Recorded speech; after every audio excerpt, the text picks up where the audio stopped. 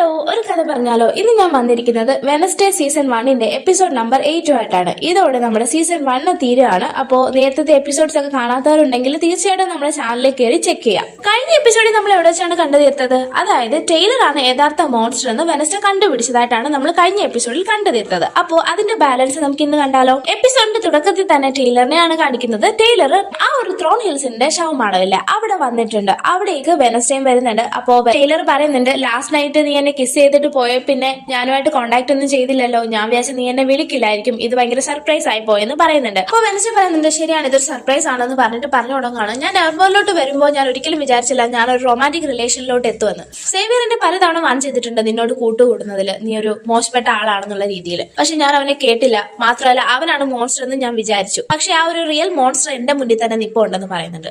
അപ്പോ ടൈലർ ചോദിക്കുകയാണ്, വെയിറ്റ്, ഞാനാണ് മോൺസ്റ്റർ എന്നാണോ നീ പറഞ്ഞു വരുന്നത്? അപ്പോ വെനസ്ഡേ പറയാണ്, അത് തന്നെ, നീ തന്നെയാണ് മോൺസ്റ്റർ. ഹൈഡിന്റെ അറ്റാക്ക് നടക്കുന്ന സ്ഥലത്തെല്ലാം നീ ഉണ്ടായിരുന്നു. എന്നിട്ട് ഓരോ ഇൻസിഡന്റും എടുത്ത് പറയുന്നുണ്ട്. അപ്പോ ടൈലർ ചോദിക്കുകയാണ്, ഞാനാണ് ഹൈഡെങ്കിൽ നീ ഇത്ര ധൈര്യത്തെ ഒറ്റയ്ക്ക് എന്നെ മുന്നിലോട്ട് ഈ പാതിരാത്രിക്ക് എന്തിനാ വന്നത്? അപ്പൊ വെനസ്ഡേ പറയുന്നുണ്ട്, ആരാ പറഞ്ഞു ഞാൻ ഒറ്റയ്ക്കാണെന്ന്? പെട്ടെന്ന് അവിടേക്ക് നൈറ്റ് ഷേഡ്സിലെ മറ്റു മെമ്പേഴ്സ് എല്ലാം കൂടെ വരുന്നുണ്ട്. ശേഷം ബിയങ്ക, ആ ഒരു സൈറൻ അല്ലേ, അവൾക്കൊരു എബിലിറ്റി ഉണ്ടല്ലോ ആൾക്കാരെ കൺട്രോൾ ചെയ്യാനായിട്ട്, ആ ഒരു കൺട്രോളിംഗ് പവർ വെച്ചിട്ട് ടൈലറിനെ വേറൊരു സ്ഥലത്തോട്ട് കൊണ്ടുപോവാണ്. അപ്പൊ എവിടാന്ന് വെച്ചാൽ സേവിയറിന്റെ ആ ഒരു ആർട്ട് ഗാലറിയിലോട്ടാണ് കൊണ്ടുപോയിരിക്കുന്നത്. ശേഷം അവിടെ കെട്ടിയിടുകയാണ്. ബോധം വന്നപ്പോ വെനസ്ഡേ അവനെ ടോർച്ചർ ചെയ്യാനൊക്കെ തുടങ്ങുകയാണ്. അപ്പൊ ബാക്കിയുള്ള കുട്ടികൾ പറയുന്നുണ്ട്, വേണ്ട വെനസ്ഡേ അങ്ങൊന്നും ചെയ്യരുതെന്ന് പറയുന്നുണ്ട്. വെനസ്ഡേ ഇവനെ ഉപദ്രവിക്കുന്നത് കണ്ടുകൊണ്ട് തന്നെ ബാക്കി എല്ലാ കുട്ടികളും, ബിയങ്ക ഉൾപ്പെടെ ബാക്കി എല്ലാവരും തന്നെ ഇവളോട് പറയണം, നീ എന്താന്ന് വെച്ച് ചെയ്തോ, ഞങ്ങൾ ഇതിനകത്തില്ല എന്ന് പറഞ്ഞിട്ട് ഇവര് വെനസ്ഡേയോട് വഴക്കിട്ട് അവിടുന്ന് പോവാണ്. ശേഷം ഇവര് നേരെ വീടിന്റെ അടുത്തോട്ടാണ് ചെല്ലുന്നത്. വീടിനോട് കാര്യങ്ങളെല്ലാം ഡീറ്റെയിൽ ആയിട്ട് പറയുന്നുണ്ട്. വീട് നേരെ ഷെരീഫിനെ വിളിച്ച് പറയുന്നുണ്ട്. അങ്ങനെ ഷെരീഫ് വരുന്നുണ്ട്. വരുന്ന സമയത്ത് വെനസ്ഡേ ഇവനെ ടോർച്ചർ ചെയ്തുകൊണ്ടൊക്കെ ഇരിക്കുകയായിരുന്നു. അങ്ങനെ ഷെരീഫ് വെനസ്ഡേനെ അറസ്റ്റ് ചെയ്തുകൊണ്ട് പോകുന്നുണ്ട്. ശേഷം പോലീസ് സ്റ്റേഷനിലാണ് കാണിക്കുന്നത്. അവിടെ വീടുകൊണ്ട് വെനസ്ഡേ ഉണ്ട്, ഷെരീഫും ഉണ്ട്, ടൈലറും ഉണ്ട്. പക്ഷെ ടൈലർ പരാതിയൊന്നും ഇല്ലാന്ന് പറഞ്ഞത് കൊണ്ട് തന്നെ വെനസ്ഡേനെ അറസ്റ്റ് ചെയ്യുന്നില്ല.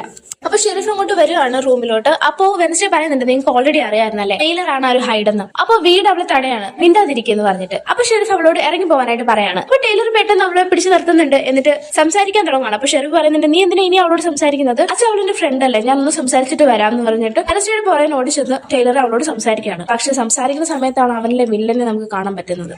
ആദ്യമേക്ക് ഞാൻ കണ്ണു തുറക്കുമ്പോൾ ഞാൻ നേക്കഡായിട്ട് വേറെ എവിടെയൊക്കെ ആയിരുന്നു. പതിയാണ് എനിക്ക് എല്ലാ കാര്യങ്ങളും ഓർമ്മ വരാൻ തുടങ്ങിയത്. ആ ആളുകളുടെ കരച്ചില്, അവരുടെ മുഖത്തെ ആ ഒരു ദയനീയ ഭാവം ഭയങ്കര ഡെലീഷ്യസ് ആണ്. ആ ഒരു ടൈമും അവരുടെ ബോഡിയുടെ ടേസ്റ്റും ഒക്കെ ഒരു സൈക്കോ കില്ലർ സംസാരിക്കുന്ന പോലാണ് ടൈലർ വെനസ്ഡേയോട് സംസാരിക്കുന്നത്.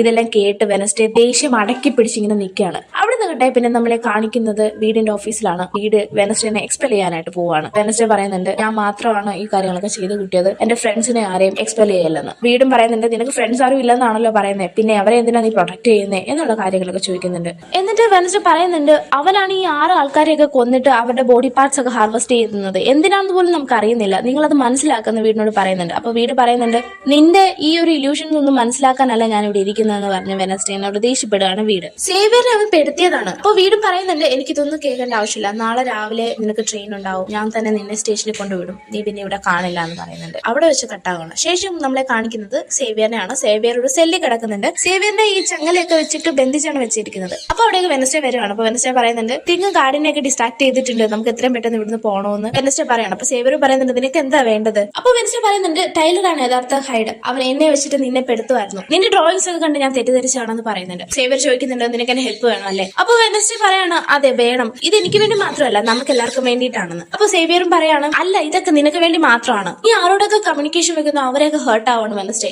നീ ഇവിടുന്ന് മാറി നിന്നാൽ തന്നെ പകുതി പ്രശ്നങ്ങൾ ഇല്ലാണ്ടാകുമെന്ന് പറയുന്നുണ്ട്.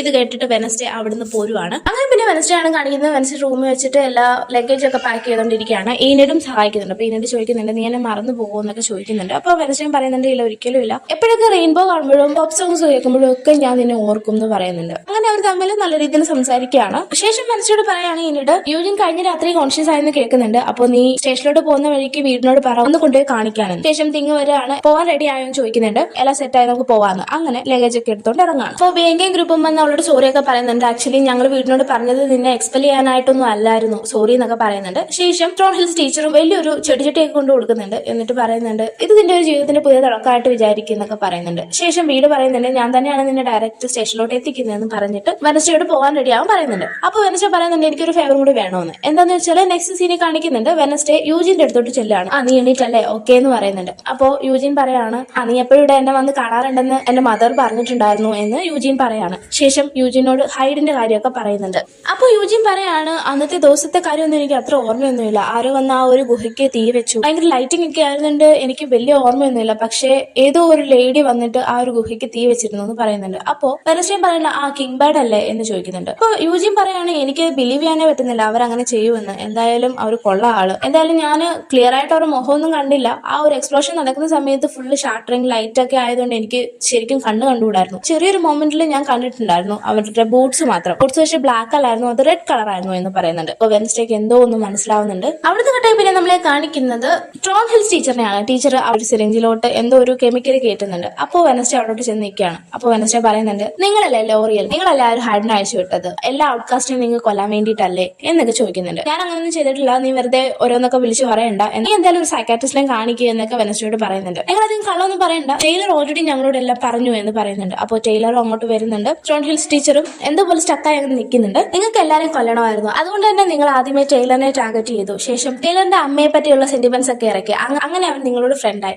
ശേഷം അവനെ ആ ഒരു കേവിൽ കൊണ്ടുപോയി ഒരുപാട് പരീക്ഷണങ്ങളൊക്കെ നടത്തി. ശേഷം അവന്റെ മാസ്റ്ററായി നിങ്ങൾ. അതിനുശേഷമാണ് ഓരോരുത്തരെ കൊല്ലാനായിട്ട് നിങ്ങൾ തുടങ്ങിയത്. ഇതിന്റെ ഇടയ്ക്ക് തെറാപ്പി ഡോക്ടർ നിങ്ങളുടെ സീക്രട്ട് ഒക്കെ കണ്ടുപിടിച്ചു. അപ്പോ ടൈലറോട് നിങ്ങൾ അവളെ കൊന്നിട്ട് അതെല്ലാം സേവിയറിന്റെ തലയിൽ ഇടാനായിട്ട് പറഞ്ഞു കൊടുത്തു അല്ലേ എന്ന് ചോദിക്കുന്നുണ്ട്. ഇത്രയും പെട്ടെന്ന് ഇവളെ കൊന്നിട്ട് എന്നെ ഹാപ്പി ആക്കി ടൈലർ, അമ്മയ്ക്ക് അതാണ് വേണ്ടത് എന്നൊക്കെ പറഞ്ഞിട്ട് ടൈലറിനോട് ചെന്നിട്ട് കൊഞ്ചിക്കുന്നുണ്ട്. ടൈലറിന്റെ കവളത്തൊക്കെ പിടിക്കുന്നുണ്ട്. ശേഷം പറയാണ് നിന്റെ അമ്മയെ കൊന്നത് ഈ ഔട്ട്കാസ്റ്റുകളാണ്, നിന്നെ ഒരു മോൺസ്റ്റർ ആക്കാൻ കാരണം ഔട്ട്കാസ്റ്റ് ആണ്, അതുകൊണ്ട് കൊല്ലാൻ പറയുന്നുണ്ട്. വെനസ്ഡേ ചോദിക്കുന്നുണ്ട് ഔട്ട്കാസ്റ്റിനെ കൊല്ലുന്നത് ഓക്കെ, എന്തിനാണ് നോർമീസിനെ കൊല്ലുന്നത്? ട്രോൺ ഹിൽസ് പറയാണ് അവരൊക്കെ എന്റെ കളിയിലെ ജസ്റ്റ് കരുക്കളും മാത്രമാണ്, നിന്നെ പോലെ വെനസ്ഡേ. ആക്ച്വലി നിനക്ക് ഈ സിറ്റുവേഷൻ ഒന്നും മനസ്സിലായിട്ടില്ല അല്ലേ, ഞാൻ ടൈലറിനെ അയച്ചതാണ് നിന്നെ ഇങ്ങോട്ട് കൊണ്ടുവരാനായിട്ട്. ഇത്രയും പറഞ്ഞു കഴിഞ്ഞപ്പോ വെനസ്ഡേ പറയാണ് ഞാൻ അതിന് സ്റ്റേഷൻ വരെ എത്തിയിട്ടുണ്ടായിരുന്നില്ല, നിന്റെ സ്ലേവ് ഇപ്പോഴും സ്റ്റേഷനിൽ തന്നെ ആയിരിക്കും എന്ന് പറയുന്നുണ്ട്. എന്നിട്ട് ടൈലറിനോട് ചോദിക്കുന്നുണ്ട് കാര്യങ്ങളെല്ലാം കേട്ടല്ലോ എന്ന്. അപ്പൊ ട്രോൺ ഹിൽസ് തിരിഞ്ഞു നോക്കുമ്പോൾ ടൈലർ ആയിരുന്നില്ല, അത് വീടായിരുന്നു. വീട് വിഷം മാറി വന്നതായിരുന്നു. അപ്പൊ വീട് പറയുന്നുണ്ട് നീ ഇതൊക്കെ ചെയ്തെന്ന് എനിക്ക് വിശ്വസിക്കാനേ പറ്റുന്നില്ലെന്ന്. അപ്പൊ പെട്ടെന്ന് ട്രോൺ ഹിൽസ് എന്റെ പേര് ലോറിയലാന്ന് പറഞ്ഞിട്ട് ആ ഒരു ഔട്ട്കാസ്റ്റ് പോയിസണിങ്ങിന്റെ സിറിഞ്ച് വീടിന്റെ കഴുത്തിൽ തന്നെ കുത്തിക്കേറ്റാണ്. വായിന്ന് നൊരയുമ്പതയൊക്കെ വന്ന് വീട് അവിടെ തന്നെ മരിച്ചു വീഴാണ്. ശേഷം ട്രോൺ ഹിൽസ് വെനസ്ഡേനെ ഒരു വെപ്പൺ വെച്ചിട്ട് അടിച്ച് അവിടെ ബോധം കെടുത്തിയിടുകയാണ്. ഇതൊക്കെ കണ്ടുകൊണ്ട് തിങ്ങും ദൂരത്തായിട്ട് നിപ്പുണ്ടായിരുന്നു. പക്ഷെ തിങ്ങിനെ മാത്രം ലോറിയൽ കണ്ടില്ല. അവിടുന്ന് കെട്ടിയ പിന്നെ നമ്മളെ കാണിക്കുന്നത് ഈനിഡിനെയാണ്. ഈനിഡും അജാക്സും കൂടെ അവിടെ കിസ് ചെയ്തുണ്ടാക്കി ഇരിക്കുകയായിരുന്നു. അപ്പോ പെട്ടെന്ന് ഈനിഡിന്റെ ഫോൺ റിങ് ചെയ്യുന്നുണ്ട്. അന്ന് ബ്ലഡ് മൂൺ ആണ്. മൂൺ റെഡ് കളർ വരുന്ന ഒരു ദിവസമാണ്. വിളിച്ചത് യൂജിൻ ആയിരുന്നു. അപ്പൊ യൂജിൻ പറയുന്നുണ്ട് വെനസ്ഡേ കണ്ടായിരുന്നോ? ഈനിഡ് പറയാണ് അവള് നേരത്തെ പോയല്ലോ, നിന്റെ അടുത്ത് കയറിയില്ലേ ചോദിക്കുന്നുണ്ട്. കയറിയിട്ടുണ്ടായിരുന്നു, പക്ഷേ ഡീറ്റെയിൽഡ് ആയിട്ടുള്ള കാര്യങ്ങളൊക്കെ പറഞ്ഞിട്ടുണ്ടായിരുന്നു. ട്രോൺ ഹിൽസ് ആണ് ഈ കാര്യങ്ങൾക്കെല്ലാം പുറകില്ല, ഞാനത് കണ്ടിട്ടുണ്ടായിരുന്നു. പ്രിൻസിപ്പൽ വീടിനോട് ഞാൻ കാര്യങ്ങളൊക്കെ പറഞ്ഞിട്ടുണ്ടായിരുന്നു, അവളോട് വന്നില്ലേ എന്ന് ചോദിക്കുന്നുണ്ട്. അവരങ്ങനെ യൂജിനോട് സംസാരിച്ചുകൊണ്ടിരിക്കുമ്പോൾ പെട്ടെന്ന് ഡോർ തുറന്ന് തിങ് അങ്ങോട്ട് വരുന്നുണ്ട്. തിങ് ഈനിഡിനോട് കാര്യങ്ങളെല്ലാം പറയുന്നുണ്ട്. പ്രിൻസിപ്പൽ വീട് മരിച്ചുപോയി, വെനസ്ഡേനെ ടൈലറും ട്രോൺ ഹിൽസും കൂടി ക്രാക്സ്റ്റോണിന്റെ ആ ഒരു ശവമാടത്തിലോട്ട് കൊണ്ടുപോയി എന്നുള്ള കാര്യങ്ങളൊക്കെ. എന്നിട്ട് നൈറ്റ് ഷെയ്ഡ്സിന്റെ ഹെൽപ്പിനെ വിളിക്കാനും പറയുന്നുണ്ട്. പെട്ടെന്ന് ആരാണ് നൈറ്റ് ഷെയ്ഡ്സ് എന്ന് ചോദിക്കുന്നുണ്ട്. അപ്പോ അജാക്സിന്റെ ചൂണ്ടിക്കാണിക്കാണ് തിങ്. അപ്പൊ ഈനോട് സസ്പീഷ്യസ് ആയിട്ടാണ് നോക്കുന്നുണ്ട്. അപ്പൊ അവൻ പറയുന്നുണ്ട് ഞാൻ പോകുന്ന വഴിക്കെല്ലാം പറയാന്ന് പറഞ്ഞിട്ട് ഇവര് തിങ്ങിനെ എടുത്തുകൊണ്ട് അങ്ങോട്ട് പോവാണ്. പെട്ടെന്ന് പോയതുകൊണ്ട് തന്നെ ഈ ഒരു കോൺവെർസേഷൻ ഒക്കെ ആ ഫോണിൽ കൂടി യൂജിൻ കേൾക്കുന്നുണ്ടായിരുന്നു. അപ്പൊ യൂജിൻ പെട്ടെന്ന് തന്നെ ആ ഒരു ഹോസ്പിറ്റൽ ബെഡിൽ നിന്ന് എണീറ്റ് പോകാനായിട്ട് റെഡിയാണ്. അവന്റെ അമ്മ അവനെ തടയുന്നുണ്ട്. അപ്പൊ അവൻ പറയുന്നുണ്ട് വെനസ്ഡേ ആണ് എന്റെ ഏക ഫ്രണ്ട്, അവളെ എനിക്ക് രക്ഷിക്കണം, എന്തായാലും എനിക്ക് പോയേ പറ്റത്തുള്ളൂ എന്ന് പറഞ്ഞിട്ട് അവിടുന്ന് ഇറങ്ങി പോവാണ് യൂജിൻ. അവിടുന്ന് കേട്ടേ പിന്നെ നമ്മളെ കാണിക്കുന്നത് ക്രാക്സ്റ്റോണിന്റെ ആ ഒരു ഷോമാടത്തിലാണ്. അവിടെ ടൈലറും ട്രോൺ ഹിൽസ് ടീച്ചറും ഉണ്ടായിരുന്നു. അപ്പൊ നമ്മുടെ വെനസ്ഡേനെ അവർ കെട്ടിയിട്ടിട്ടാണുള്ളത്. ടൈലറിനെ അവര്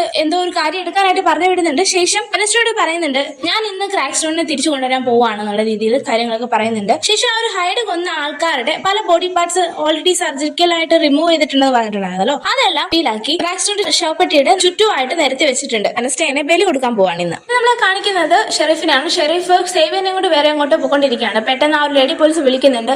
എന്തൊക്കെയോ നോർമൽ സംഭവിക്കുന്നുണ്ട്, എത്രയും പെട്ടെന്ന് അവിടോട്ട് പോകണം, ഇവിടെയുള്ള കാറുകളെല്ലാം ആരോ ബ്രേക്ക് ഡൗൺ ആക്കി വെച്ചിട്ടുണ്ട്, അതുകൊണ്ട് ഞങ്ങൾക്ക് പോകാൻ പറ്റുന്നില്ല എന്ന് പറയുന്നുണ്ട്. അങ്ങനെ ഷെരീഫ് പോകുന്ന വഴിക്കൊന്ന് ഡൈവേർട്ടായി നേരെ റെവർമോറിലോട്ട് പോകുന്നുണ്ട്. ഈ സമയത്ത് വെനസ്ഡേനെ വളരെ അധികമായിട്ട് ടോർച്ചർ ചെയ്യുന്നുണ്ടായിരുന്നു ട്രോൺ ഹിൽസ്. ശേഷം അവളുടെ ഒരു ബ്ലഡ് എടുത്ത് ആ ഒരു ശവമാടത്തിന്റെ ഒരു സൈഡിൽ ബട്ടൺ പോലെ ഒരു കാര്യമുണ്ട്, അവിടോട്ട് വെക്കുന്നുണ്ട് കൈ. അപ്പൊ പെട്ടെന്ന് ആ ഒരു ബട്ടൺ റെഡ് കളറിലേക്ക് ആവുന്നുണ്ട്.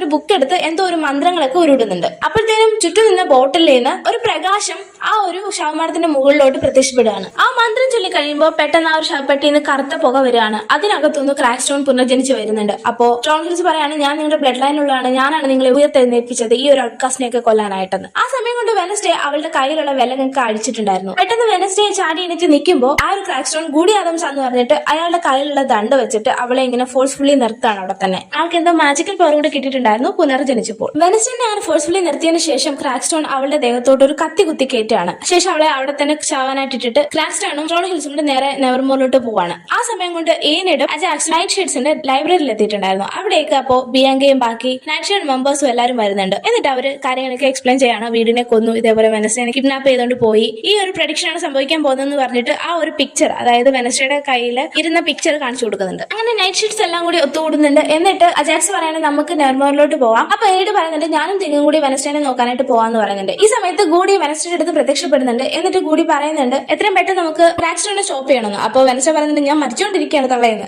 അപ്പൊ ഗൂഡി പറയുന്നുണ്ട് നിന്റെ അമ്മ നിന്നെ സമ്മാനിച്ചില്ലേ ആ ഒരു മാല, അത് പവർഫുൾ ആയിട്ടുള്ള ഒരു പോർട്ടൽ പോലെയാണ്, അത് യൂസ് ചെയ്ത് ഞാൻ നിന്റെ ശരീരത്ത് കയറാം, പിന്നെ വേറൊരാളായിട്ട് കാണാൻ പറ്റില്ല, പക്ഷെ നിന്റെ മുറിവുകളൊക്കെ ഉണങ്ങും എന്ന് പറയുന്നുണ്ട്. എന്നിട്ട് മാജിക്കൽ പവറിലൂടെ ആ ഒരു മുറിവുകൾ, അതായത് ആ കത്തി കുത്തി ഇറക്കിയതും ബാക്കി എല്ലാ മുറിവുകളും മായ്ച്ചു കളയുന്നുണ്ട് കൂടി. എന്നിട്ട് വെനസ്ഡേയുടെ ശരീരത്തോട്ട് പ്രവേശിക്കുകയാണ്.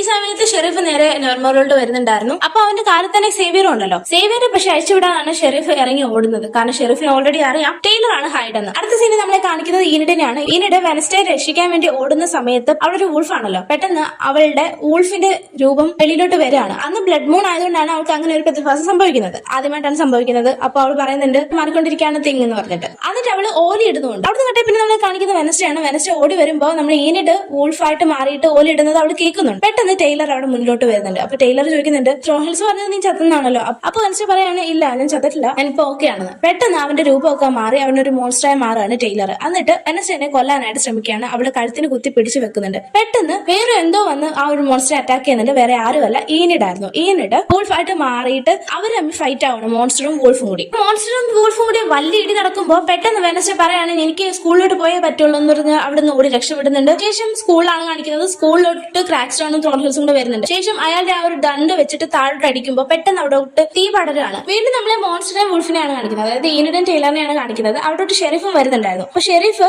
സേവിയറിനെ കാറിനകത്ത് ഇരുത്തിയിട്ടാണല്ലോ വന്നത്. അപ്പൊ ഷെരീഫിന്റെ കയ്യിൽ ഒരു ട്രാക്കർ ഉണ്ട് ടൈലറിനെ ട്രാക്ക് ചെയ്യാനായിട്ടുള്ളത്. അപ്പൊ സേവിയർ ഇവിടെ കിടന്നത് പറിച്ച് രക്ഷപ്പെടാനായിട്ട് നോക്കുന്നുണ്ട്, പക്ഷെ പറ്റുന്നില്ല. അപ്പോഴത്തേനും തിങ്ങ അവിടെ വരുന്നുണ്ട്. അപ്പൊ തിങ്ങ അവനെ രക്ഷപ്പെടുത്തുമായിരിക്കും.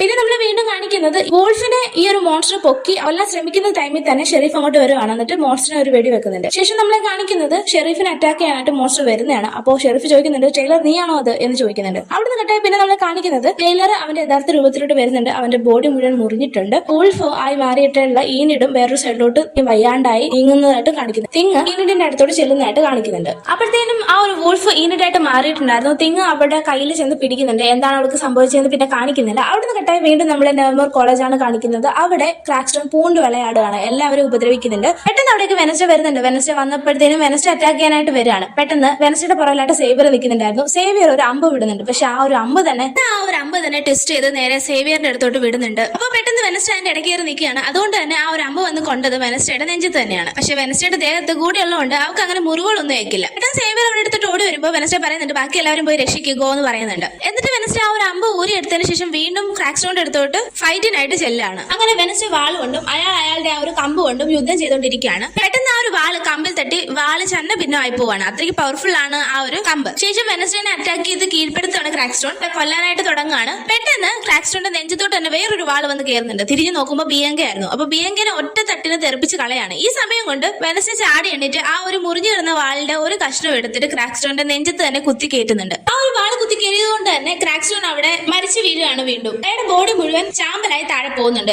ഒരു മോതിരവും താഴോട്ട് വീഴുന്നുണ്ട്. ശേഷം അവിടോട്ട് പെട്ടെന്ന് ത്രോൺ ഹിൽസ് വരികയാണ്. അപ്പൊ ഒരു തോക്കൊണ്ടാണ് വരുന്നത്. അപ്പൊ വെനസ്ഡേ പറയുന്നുണ്ട് വാള് കൊണ്ട് ഫൈറ്റ് ചെയ്യുന്നതിന്റെ ഇടയ്ക്ക് നീ എന്താ ഗൺ എടുത്തോണ്ട് വന്നിരിക്കുന്നത്? അപ്പോ ത്രോൺ ഹിൽസ് പറയാണ് എനിക്ക് എല്ലാ ഔട്ട്കാസ്റ്റിനെ കൊല്ലാൻ പറ്റില്ലായിരിക്കും, പക്ഷെ നിന്നെ എനിക്ക് കൊന്നേ പറ്റുള്ളൂ എന്ന് പറഞ്ഞിട്ട് അവളുടെ നേരെ തോക്ക് ചൂണ്ടാണ്. പെട്ടെന്ന് ആ ഒരു തോക്കിലോട്ട് ഒരു തേനീച്ച പറന്നു വന്നിരിക്കുകയാണ്. ശേഷം അധികം തേനീച്ചകൾ വന്നിട്ട് ത്രോൺ ഹിൽസിനെ അറ്റാക്ക് ചെയ്യാണ്. അപ്പൊ ആരാന്ന് വെച്ചാൽ നമ്മുടെ യൂജീനാണ് തേനീച്ചകളെ കൺട്രോൾ ചെയ്തിട്ട് അവളെ ഡിസ്ട്രാക്ട് ചെയ്തത്. അങ്ങനെ ലാസ്റ്റില് വെനസ്ഡേ തന്നെ ട്രോൾ ഹിൽസിനെ ചവിട്ടി കൊന്നു കളയാണ്. പിന്നെ നമ്മളെ കാണിക്കുന്നുണ്ട് എല്ലാ ഔട്ട്കാസ്റ്റും സേഫ് ആണ്, നമ്മളെ ഏനിഡും സേഫ് ആയിരുന്നു. എല്ലാവരും ഒരിടത്ത് ഒത്തുകൂടുന്നുണ്ട്. അപ്പൊ ഏനിഡിന് അത്യാവശ്യം നല്ല രീതിയിൽ മുറിവൊക്കെ ഏറ്റിട്ടുണ്ട്. ആ ജാക്സ് അവളെ ഒരു ജാക്കറ്റ് ഒക്കെ വെച്ച് പുതപ്പിച്ച് കൊണ്ടുവരുന്നുണ്ട്. അവളിപ്പോ വെനസ്ഡേനെയാണ് തിരക്കുന്നത്. അപ്പൊ വെനസ്ഡേ തിരക്കുമ്പോൾ എല്ലാവരും ചുറ്റും നോക്കുന്നുണ്ട്. വെനസ്ഡേനെ അവിടെ കാണുന്നില്ല. പെട്ടെന്ന് ദൂരത്തൊന്ന് വെനസ്ഡേയും ബിയങ്കായും നമ്മുടെ യൂജിനും കൂടെ നടന്നു വരുന്നത് ഈനിഡ് കാണാണ്. അപ്പൊ ഈനിഡ് നേരെ ഓടിപ്പോയി കെട്ടിപ്പിടിക്കുന്നുണ്ട്. അപ്പൊ കെട്ടിപ്പിടിക്കുമ്പോൾ ഫസ്റ്റ് വെനസ്ഡേ അവളെ ഒന്ന് തള്ളി മാറ്റുന്നുണ്ട്. ഈനിഡിനെ കെട്ടിപ്പിടിക്കുകയാണ്. എന്നിട്ട് അവള് കണ്ണടയ്ക്കുന്നുണ്ട്. പിന്നെ നമ്മളെ കാണിക്കുന്നത് വെനസ്ഡേയുടെ റൂമിലാണ്. വെനസ്ഡേ ആ ഒരു നോവൽ എഴുതി തീർക്കുന്നുണ്ട്. ശേഷം അവിടെ ലഗേജ് കാര്യങ്ങളെല്ലാം പാക്ക് ചെയ്യാണ്. എല്ലാ സ്റ്റുഡൻസും ഇന്ന് സ്കൂൾ വിടുകയാണ്. കാരണം വെച്ചാൽ അവർക്ക് വെക്കേഷൻ സ്റ്റാർട്ട് ചെയ്തിട്ടുണ്ട്. സേവിയറിനെ കാണുന്നുണ്ട്. സേവിയറിന്റെ അടുത്തോട്ട് ചെല്ലുന്നുണ്ട്. സേവിയർ അവൾക്ക് ഒരു ഫോൺ ഗിഫ്റ്റ് ചെയ്യാണ്. അപ്പൊ വെനസ്ഡേ പറയുന്നുണ്ട് ഞാൻ നിന്നെ വിളിക്കുന്നത് നീ പ്രതീക്ഷിക്കുകയോ വേണ്ടാന്ന്. അപ്പൊ സേവിയർ പറയാണ് വിളിക്കണ്ട, പക്ഷേ ടെസ്റ്റ് ചെയ്താൽ മതി, നിനക്ക് എന്താ ടെസ്റ്റിംഗ് എന്ന് അറിയാലോ എന്ന് ചോദിക്കുന്നുണ്ട്. അപ്പൊ വെനസ്ഡേയും ഫ്ലൈറ്റ് ആയിട്ടൊന്ന് ചിരിച്ചിട്ട് അവിടെ ഇറങ്ങി പോവാണ്.